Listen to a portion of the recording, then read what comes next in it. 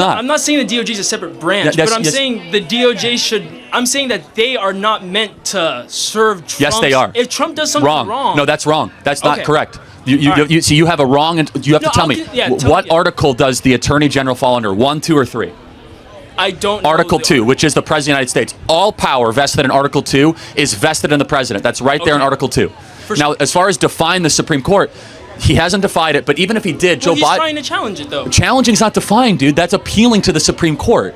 Joe Biden literally defied a final decision on the Supreme Court when it came to student loans. But it didn't go through. It stopped. No. Joe Biden kept on actually defying it. Yeah, because he kept trying to rework it to where it would be legal. Again, but the point, he stopped. He materially defied it. That's beside the point. He kept trying until the Supreme Court Trump is not currently defying the Supreme Court. The Supreme Court said he needs to facilitate the return for Abrego Garcia. And I don't advocate for the man. I just advocate the Supreme Court has not said they have to do that. They haven't. You're wrong. What the Supreme Court said is that the Trump administration made an error and they have to write a request to El Salvador, which they did. But you're ignoring the part where they said he has to facilitate the return. And he has. El Salvador has denied it.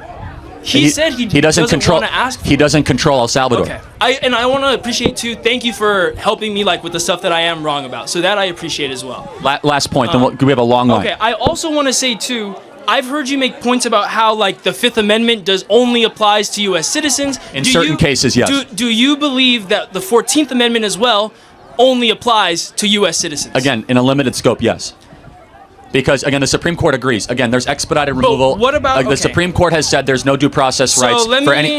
you're interrupting me, man. Okay. The Supreme Court has said that there is no due process rights for illegal aliens that have come within 100 miles of the southern border or 2 weeks of entry. That's a 2019 decision based on expedited removal. So actually, and according to many other Supreme Court decisions, an illegal alien within 2 years here in the United States gets no due process rights.